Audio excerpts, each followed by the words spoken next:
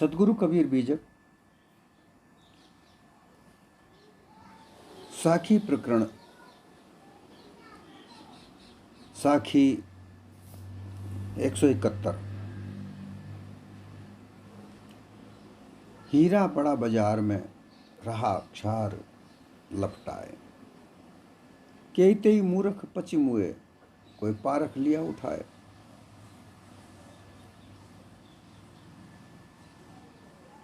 सदगुरु कबीर इस साखी के द्वारा संसार में बहुत सारे अमूल्य पदार्थ हैं,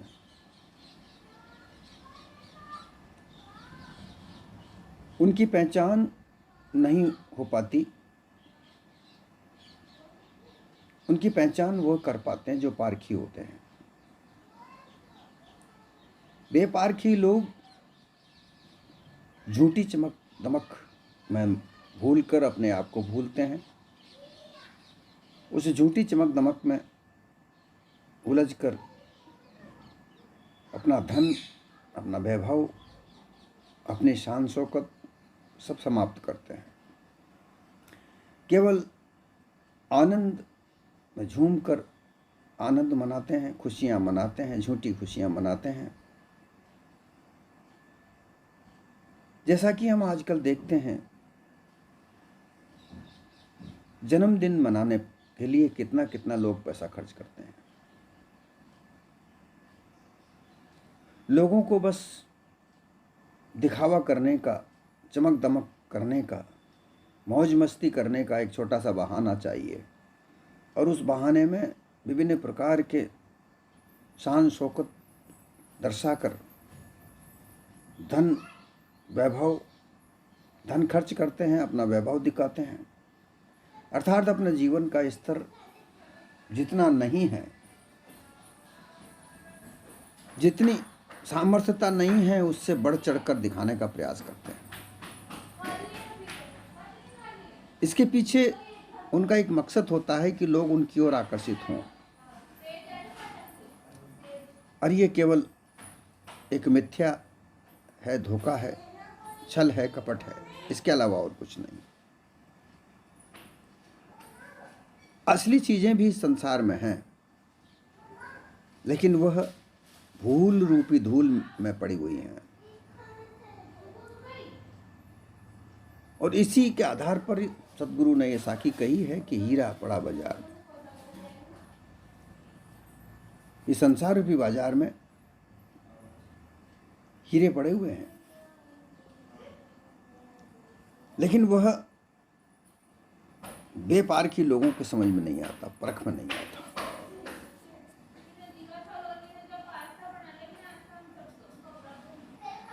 संसार भर के लोग उस हीरे रूपी अमूल्य पदार्थ को न पहचान कर, न जानकर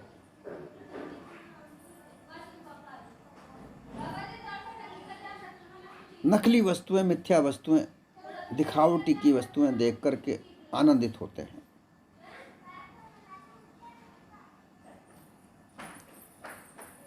तद्वत इस संसार में हीरा रूपी क्या वस्तु है, इसको समझना चाहिए। वो सदगुरु किस ओर इशारा कर रहे हैं, ये समझना चाहिए। देखिए, हीरा एक ऐसी वस्तु है जिसकी चमक सर्वश्रेष्ठ, सर्वोत्तम होती है। हीरा टूटता नहीं है,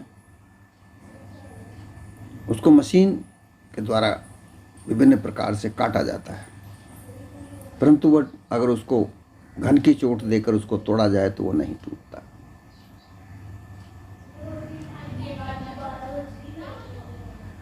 ऐसी वस्तु हीरा एक जड़ वस्तु है, बहुमूल्य है, शान शौकत का निशानी है, क्योंकि जिसके पास धन होता है, ज़्यादा धन होता है, वही उसे खरीद सकते हैं। परंतु यहाँ मूल रूप से हीरा किस ओर इशारा किया गया है, ये समझना चाहिए।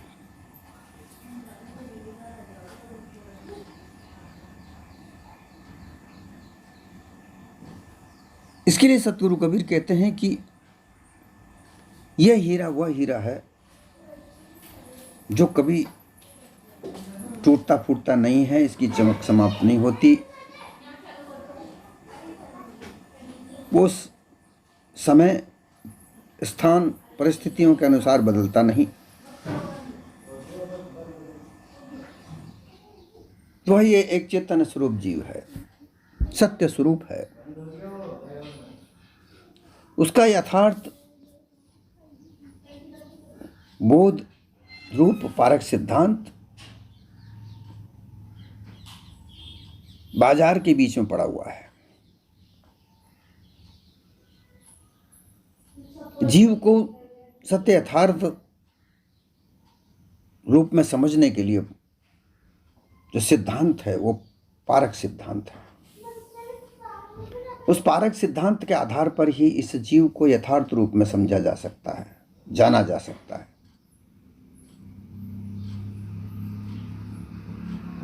और जो पारख की होते हैं, जो पारख करते हैं, जो परख करते हैं, जो पारखी होते हैं, वही उसको परख पाते हैं।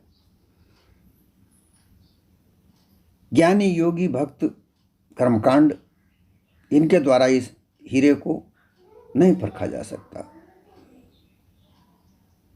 वो नकली वस्तुओं में उस हीरे को जानते हैं। जैसा कि ब्रह्मवादी इसी हीरे को आभास कहते हैं कि ये ब्रह्म का आभास है, परंतु ये एक उल्टी बात है। इस चेतन स्वरूप जीव को ब्रह्म का भास होता है। जैसा कि उसे बताया जाता है कि ब्रह्म सर्वत्र व्याप्त है। एको ब्रह्म दित्यो नास्ति, ब्रह्म सत्य दित्यो, ब्रह्म सत्य जगन मिथ्या, ब्रह्म सत्य और जगत मिथ्या है, ऐसा भी कहा जाता है। एक ब्रह्म सत्य है, बाकी दूसरा सब मिथ्या, ऐसा कहा जाता है। उस ब्रह्म को प्राप्त करो। अर्थात जब प्राप्त करने की बात आती है तो मिलता कुछ नहीं, केवल मान लेने की बात आती है, केवल भास करने की बात आती है। तो ब्रह्मवादी जो लोग कहते हैं कि जीव ब्रह्म का आभास है, ये उल्टी बुद्धि है। जीव को ही ब्रह्म का भास होता है, ब्रह्म ज्ञान। क्योंकि ये बात देखी जाती है कि जिस भी गुरु के शरण में जाते हैं, जिस गुरु की परंपरा में जो लोग जुड़ते हैं, वो वैसा ही ज्ञान अपने दिल में, मन में, हृदय में धारण किया जाता है और उसका भास हृदय में मिलता है। कर्मकांडी लोग किसी मूर्ति को आराध्य देव मानकर वो उसकी कर्मकांड में लगते हैं, नाम जाप करते हैं, हृदय में वही जम जाता है, वही अध्यास का भास उसे मिलता है। उपासना करने वाले लोग भी यही होता है कि उपासना करते हैं, मंत्र का जाप करते हैं, ध्यान करते हैं, धीरे धीरे वही हृदय में जम जाता है, वही अध्यास बनता है। जैसी गुरु की शरण में जाएंगे, योगी गुरु के शरण में जाओगे, योगी योग विधि सिखाता है और वह ये सिखाता है कि वह परमेश्वर हमारे अंदर दिखता है। इस तरह से योगी, कर्मकांडी, ब्रह्मज्ञानी भक्तजनों के पास जाकर, उन गुरुओं के पास जाकर जैसा ज्ञान प्राप्त होता है उसी का अध्यास हृदय में बनता है और उसी को सत्य मानकर उसी का भास हृदय में मिलता है, न कि ब्रह्म का आभास जीव है। ईश्वरवादी टुकड़ा कहते हैं ईश्वर का। ये बात समझ में आनी चाहिए कि जो टुकड़ा है वो किसी वस्तु का होता है, अंश कहा जाता है। तो अंश किसी वस्तु का होता है। धीरे धीरे उस अंश को अलग करते रहने से जो मूल वस्तु होती है वही खत्म हो जाती है। जिस तरीके से किसी एक छोटे बर्तन में पानी भर दिया जाए, मटके में पानी भर दिया जाए, उस मटके में से एक एक गिलास पानी निकालते जाओ, अर्थात अंश निकालते जाओ, पानी का अंश निकालते जाओ, निकालते निकालते वो मटके में पानी खत्म हो जाएगा। उसी तरीके से अगर ईश्वर का जीव अंश है तो वो अंश बनते बनते मूल वस्तु ईश्वर खत्म हो जाना चाहिए। परमात्मा बहुत बड़ा विज्ञान है, जीव क्षणिक विज्ञान है, ऐसा योगी लोग मानते हैं, क्योंकि योग विद्या विज्ञान से जुड़ी हुई है। तो जब परमात्मा बड़ा विज्ञान है, ये जीव छोटा विज्ञान है, तो विज्ञान के आधार पर जीव ने इतनी बड़ी बड़ी संरचनाएं की, खोज की, चंद्रमा तक चला गया, धरती पर बैठे बैठे चंद्रमा पर अपना यान भेजा और यहाँ से उसको चला चला कर क्या क्या वस्तुएं खोज रहा है। ये कोई परमात्मा नहीं खोज रहा, यह जीव खोज रहा है। अर्थात ये भी एक उल्टी बुद्धि है। कहने का तात्पर्य यह है, ब्रह्मज्ञानी, ईश्वर ज्ञानी, परमात्मा वाले लोग, कर्मकांडी लोग, भक्त लोग, ये जीव को बुलाकर जीव से अलग कोई वस्तु जो इस संसार को चलाने वाली, जीव को पैदा करने वाली कोई अलग वस्तु है, ऐसा मानकर जो हीरा है उसको पर छार लिपटा हुआ है, उसको हटाने का प्रयास नहीं करते हुए उसे त्याग देते हैं और उस चैतन्य स्वरूप जीव के अलावा जो वस्तुएं दिख रही हैं, जो मान्यताएं बनी हुई हैं, उनको मानते हैं। यही इस साखी का सारांश है कि जो हीरा है, जो चेतन स्वरूप जीव है, जो हीरा है, जो कभी टूटता नहीं, कभी न मरता है, अजर अमर अविनाशी है। सारे शास्त्रों में ये भी कहा जाता है कि ये चेतन जीव अमर, अजर अमर अविनाशी है, इसका जन्म मरण भी नहीं होता, अगर जन्म मरण होता है तो देह का होता है, ये भी कहते हैं। जब इतना कहते हो तो फिर असल बात को नहीं मानते, मान्यताओं को मानते हैं। ऐसी मान्यता के आधार पर चेतन स्वरूप जीव पर उन मान्यताओं की छार चढ़ी हुई है, धूल चढ़ी हुई है। इस संसार रूपी बाजार में इस चेतन स्वरूप जीव पर विभिन्न प्रकार की मान्यताओं की धूल चढ़ी हुई है। लेकिन इसको समझने के लिए पारख निगाह चाहिए, पारख विचार चाहिए। वो कोई पारखी ही होता है। सर्वश्रेष्ठ सर्वोत्तम पारख विचार को देने वाले प्रवर्तक सद्गुरु कबीर हुए। उन्हें सारे शास्त्रों को देखकर, जानकर, योग विद्या को जानकर, सब चीज को देखकर उन्होंने कहा कि इन सभी में जीवित है। ब्रह्म ज्ञान होता है तो जीव को, ईश्वर को ढूंढता है तो जीव, परमात्मा से मिलने के लिए योग विद्या करता है तो जीव, भक्ति करता है तो जीव, अर्थात इनमें सब में जीवित है। अब इनमें भक्ति और योग और ब्रह्म ज्ञान, ईश्वरवाद, इनकी जो धूल चढ़ी हुई है, इससे ये हीरा रूपी चेतन स्वरूप जीव ढका हुआ है। इसे छार को साफ करने की आवश्यकता होती है। जिस तरीके से हीरा भी कहीं ना कहीं पत्थर में पड़ा हुआ होता है,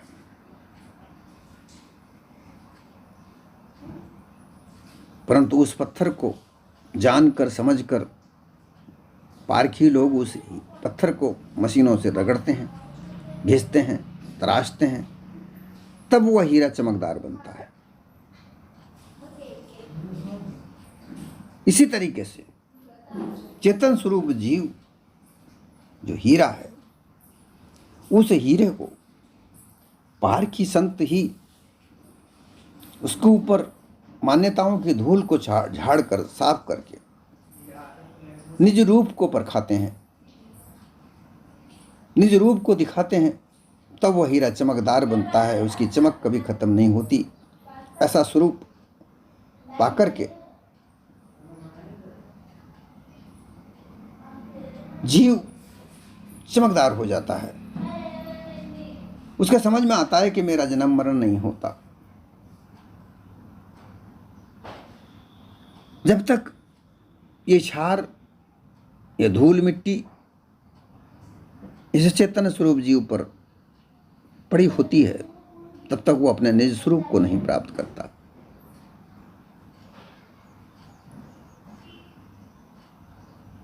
अज्ञान दशा में पढ़कर उपेक्षित निरादर परित्यक होकर अर्थात ब्रह्मज्ञानी कहते हैं कि जीव क्या है, कुछ नहीं है, ये एक आभास मात्र है। तुम ब्रह्म हो, ब्रह्म स्वरूप हो जाओ।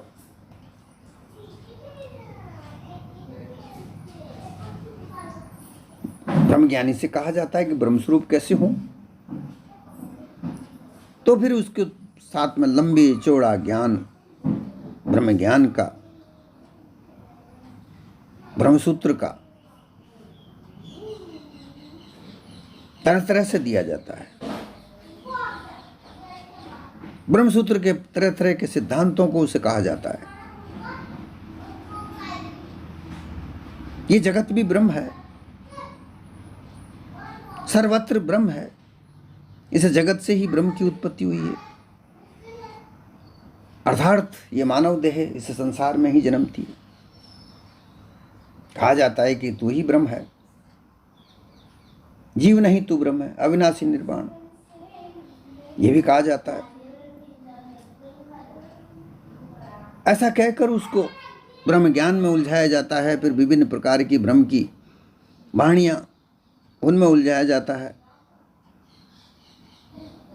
ब्रह्म को लेकर वाणी जाल को जो रचना की गई वो उसमें उलझा रहता है, पूरी उम्र उसमें घुसा रहता है, परंतु ब्रह्म को प्राप्त नहीं कर पाता। अंत में जब शिष्य अपने गुरु से कहता है कि वो तो प्राप्त ही नहीं हो पा रहा, मैं इस स्थिति में पहुंच पाया, वाणियों को सबको छान लिया, तो फिर उससे कह दिया जाता है कि मन और वाणी और बुद्धि के द्वारा तो वो जाना ही नहीं जा सकता। किसी भी पदार्थ को जानने के लिए इंद्रियों की आवश्यकता होती है। आंखों से देखा जाता है, कानों से सुना जाता है, जीभ से उसका स्वाद लेकर, हाथ से उसको छूकर, इन्हीं के द्वारा उसका ज्ञान होता है और मन में उसका भास बनता है। परंतु ये कहते हैं कि ब्रह्म ज्ञान तो ऐसा है, ब्रह्म तो ऐसा है जो मन वाणी बुद्धि से परे है, तो फिर कोई वस्तु ही नहीं ठहरती।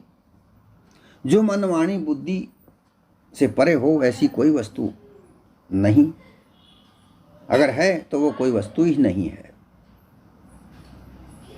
परंतु ये ब्रह्मज्ञानी उल्टी बुद्धि में रहकर अपने आप को ये नहीं समझ पाते कि ये ब्रह्मज्ञान किसको करवा रहे हैं। शिष्य कौन है और गुरु कौन है? शिष्य में क्या है, गुरु में क्या है? गुरु ज्ञानवान है, ज्ञानाकार है, और शिष्य अज्ञानाकार है। शिष्य की अज्ञानाकार स्थिति को समाप्त करने ही गुरु ज्ञानाकार होते हैं। जब शिष्य की अज्ञानाकार स्थिति समाप्त होती है तो वह भी ज्ञानाकार हो जाता है। गुरु और शिष्य में कोई भेद नहीं रह जाता। परंतु यहाँ ब्रह्म ज्ञान की परिस्थितियों को समझाते समझाते गुरु भी भूलता है, शिष्य भी भूलता है। इसी प्रकार ईश्वर को लेकर कि कोई परमात्मा निर्गुण परमेश्वर आकाश में बैठा हुआ है, वही खाने दाने को देता है, वही सब कुछ करता है। अगर ऐसा है तो कभी कभी तो संसार में वह आकर के देखता कि उसके अंश, उसके टुकड़े, उसके पुत्र क्या कर रहे हैं, परंतु वह कभी आज तक नहीं आया। इससे यह सिद्ध होता है कि कोई ईश्वर नाम की कोई वस्तु नहीं। 10 अवतार की कहानियां सुना सुनाकर लोगों को भ्रमित किया जाता है। 10 अवतार, जो भी 10 अवतार थे, वो अपने अपने समय के रहे होंगे।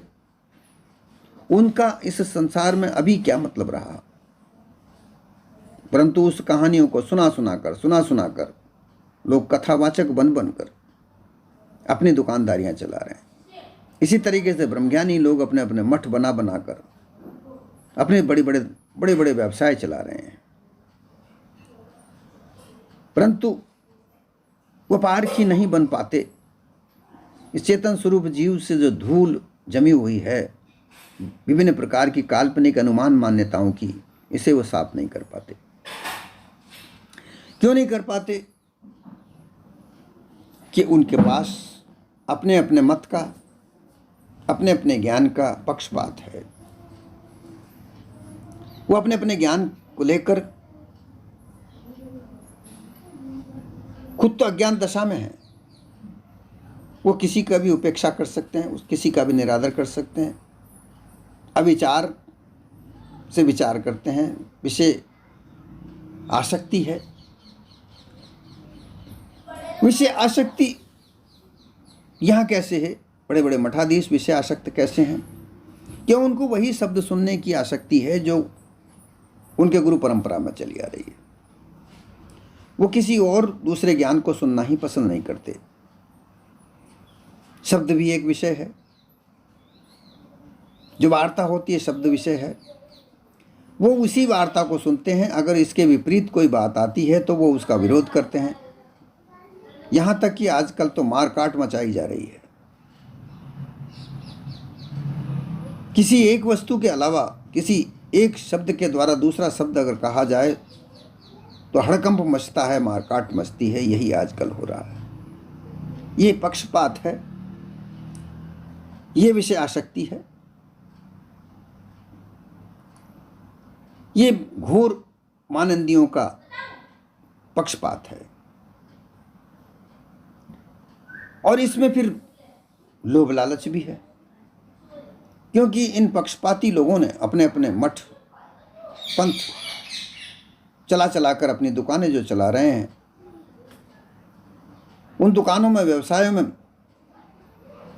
अरबों खरबों रुपयों की आमदनी हो रही है।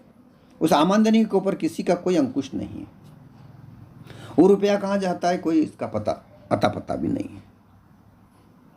बड़े बड़े मठाधीशों को कितना कितना सोना पहनते हुए हम देखते हैं। बड़े बड़े मठाधीशों की बच्चियों, लड़कियों की शादियों में कुंटलों के हिसाब से सोना दिया गया। ये सभी को विदित है। कहाँ से आया? ये सब उन भक्तों का पैसा है जो चढ़ावा में आता है। तो ये लालच, ये लोभ, ये ममता इनको पारखी बनने पर रोकती है। वो रोकती है किसी अन्य विचार को सुनने से। कहीं अन्य किसी दूसरे प्रकार के मंदिरों में अगर ज़्यादा पूजा चढ़ावा होता है तो इनको उसका क्लेश होता है, दुख होता है।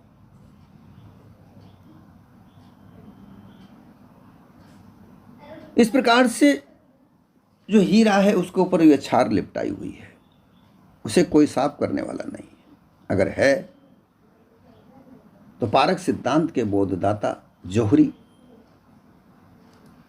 जो हीरे को परखने वालों को जोहरी कहा जाता है, इसी तरीके से यहाँ इस जीव स्वरूप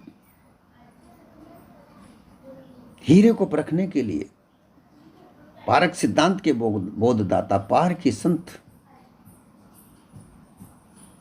इस संसार में हैं, वही इसकी छार को साफ करते हैं। सर्वप्रथम सदगुरु कबीर हुए।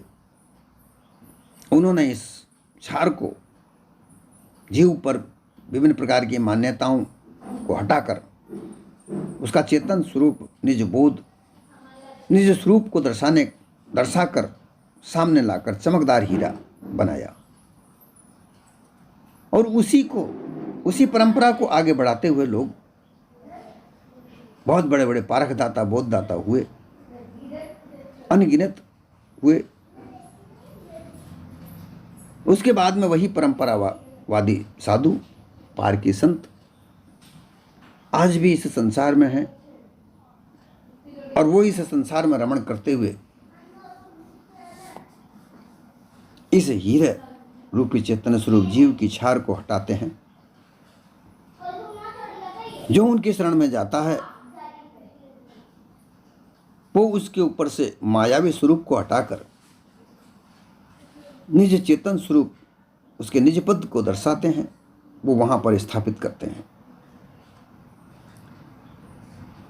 सदगुरु कबीर ने बेबाक इस बात को कहा कि कहते ही मूर्ख पछिमुए। इस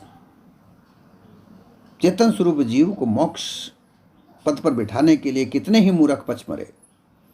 कितने ही मूर्खों ने अपने अपने मत पंथों का निर्माण करके, कई कई सिद्धांतों का निर्माण करके, कई कई मान्यताओं का निर्माण करके इसके ऊपर छारी तो लपेटी, इस जीव पर मिट्टी ही तो डाली, परंतु उसे साफ सुथरा नहीं किया। झूठी मुक्तियों का दिलासा देकर उसको गुमराह किया और गुमराह करते आ भी रहे हैं। ऐसी गुमराह गली में, ऐसे अंधेरे पने में, ऐसे अंधकार, घोर अंधकार की दशा में जब सदगुरु कबीर का आविर्भाव हुआ, उन्होंने इस जीव की दयनीय दशा को देखा। उनके दिल में दया आई और उन्होंने उसे समझा, परखा, जाना और फिर एक सिद्धांत प्रतिपादित किया कि तुम जिसे आभास कहते हो ब्रह्म का, तुम जिसे ईश्वर का अंश कहते हो और तुम जिसे परमात्मा का क्षणिक विज्ञान कहते हो, वही तो है। वही इस संसार का कर्ता धर्ता है, वही इस संसार में जमा पूंजी है। ये संसार बदलता रहता है पर यह सत्य भी है। इसको स्वप्नवत कहते हो, सपना नहीं है। जो जागृत नयन से दिख रहा है, हलचलें दिख रही हैं, बदलाव दिख रहा है, ये सत्य कैसे हो सकता, असत्य कैसे हो सकता है? यह असत्य नहीं, सत्य है। क्योंकि जड़ और चेतन दोनों वस्तुएं सत्य हैं। ना जड़ का कोई बिगाड़ होता है, ना चेतन का बिगाड़ होता है। इसके आदि अनादि के संबंध से ये सब कुछ रचनाएं होती हैं। जीव ही है जो संसार में बदलाव करता है। पुरानी वस्तुओं को हटाकर नई वस्तुएं खड़ी करता है, नई मान्यताएं बनाता है, नए मत पंथों का निर्माण करता है। परंतु उसमें यह भूल है कि उन मत पंथों को बनाकर उन्हीं में वो गुमराह हो जाता है, अपने आप को भूल जाता है। बस इस भूल को मिटा दो और अपने आप को जागृत कर लो। अपने निज स्वरूप को प्राप्त करके उसमें जागृत हो जाओ, तो ये मान्यता रूपी धूल अपने आप स्वतः ही हट जाएगी। तुम्हारा निज स्वरूप तुम्हारे सामने होगा। ये सिद्धांत प्रतिपादित करने के बाद उस संसार में उसे प्रकाशित किया और उसके ज्ञात से भूल मिटती ही चली गई। जो लोग भूल में हैं वो कहते ही मूर्ख पछिमुए उनकी गिनती में आते हैं। जो इस सिद्धांत का विरोध करते हैं, सदगुरु कबीर के सिद्धांत को विरोध करते हैं, क्योंकि इस सिद्धांत को मानने से मिथ्यावाद का सर्वनाश होता है और इस सर्वनाश से उनका व्यवसाय, उनकी दुकानें समाप्त होती हैं। इसलिए वो इसका विरोध करते हैं। लेकिन उनकी गिनती मूर्खों में ही आती है, क्योंकि मूर्ख वो होते हैं जो सत्य यथार्थ वस्तु को न जानकर झूठी वस्तुओं पर अपना विश्वास करे और उसको फैलाए, उसका प्रसार करे। खुद तो बंधा हुआ है उनमें, दूसरों को भी वो बांधे। वही ऐसे लोग मूर्ख कहलाते हैं। यही बात कहकर साधारण रूप से समझाकर जो पारखी संत होते हैं, उसको यथार्थ रूप से संसार में बताकर, चेतन स्वरूप जीव का असल रूप बताकर उस मान्यता रूपी मिट्टी को हटाते हैं और चेतन स्वरूप जीव का असल रूप सामने लाकर बताते हैं।